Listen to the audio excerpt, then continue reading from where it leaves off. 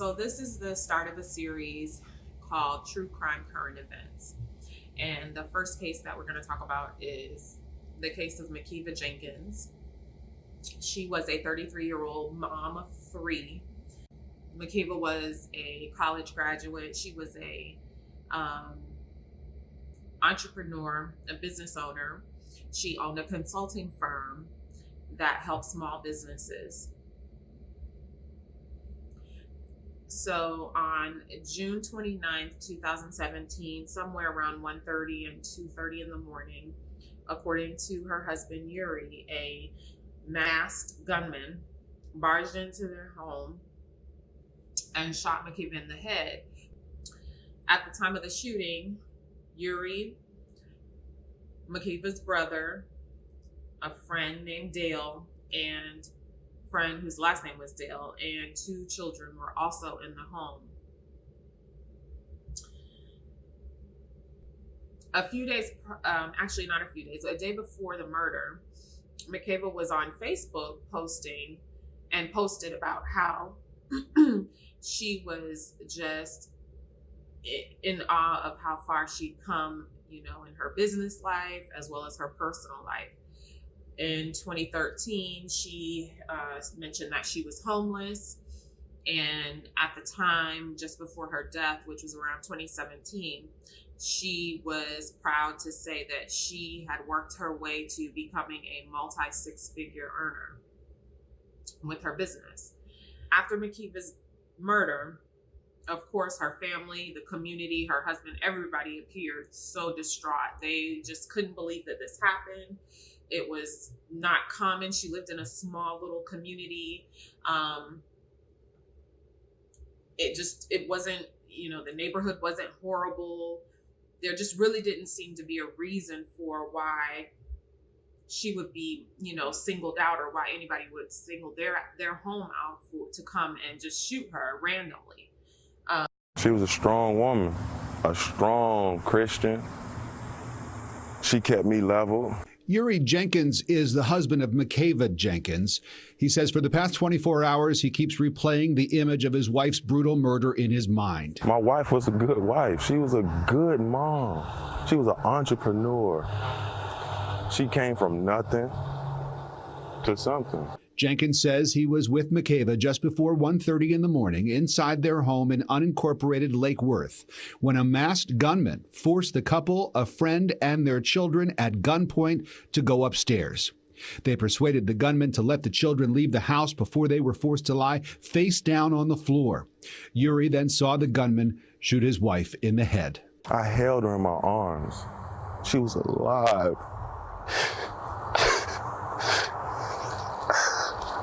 He says the emotional trauma is something that will last his lifetime, but now his priority is his children. My oldest daughter, she's taking it hard. My 6-year-old. So fast forward a few months, I think it was about 3 months after her murder, police announced that they had arrested a suspect by the name of Jovan Joseph, who happened to be 19 years old. Peace tonight for a family who wanted to know who gunned down this mother of three. A 19-year-old man is in custody.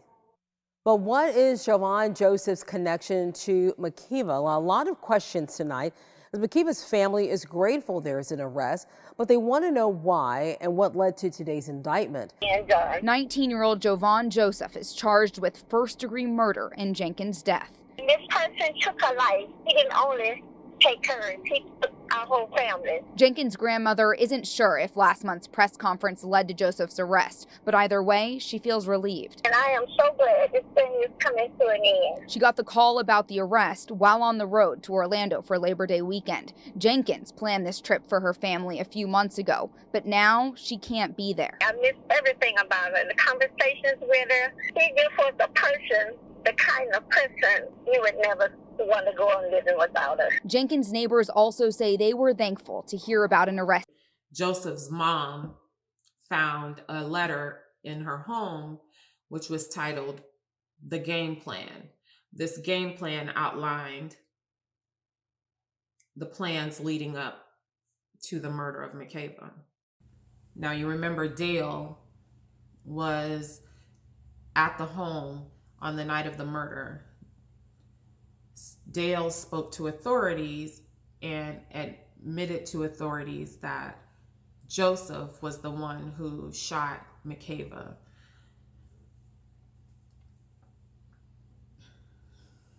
Initially, Joseph said he had nothing to do with it.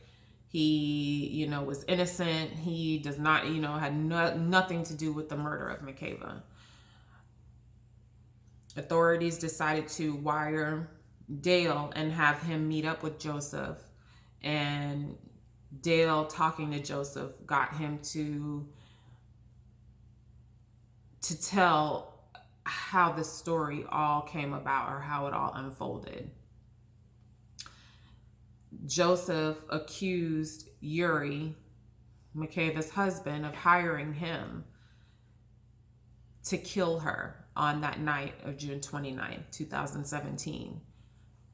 He claims that Yuri met up with him a few days prior, gave him $1,500 and a gun randomly, out of the blue, didn't say what it was for.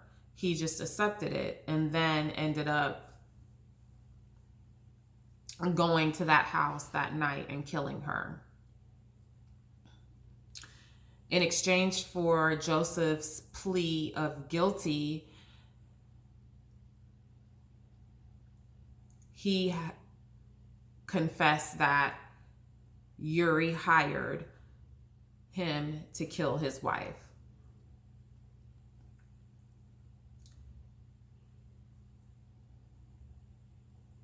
Yuri was shortly afterwards arrested.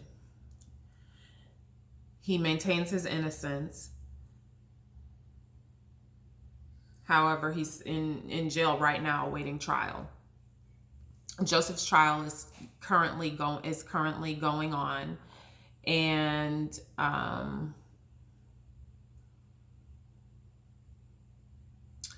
initially Yuri's case was set to start trial. However, Makeva's mom, or someone overheard Makeva's mom telling the jurors during jury selection that Yuri was guilty, so they had to postpone his trial until April. There is speculation that Yuri wanted his wife killed because he found out that she was pregnant. A few months before Makeva's murder, a month prior to the murder, Makeva had told Yuri she wanted a divorce.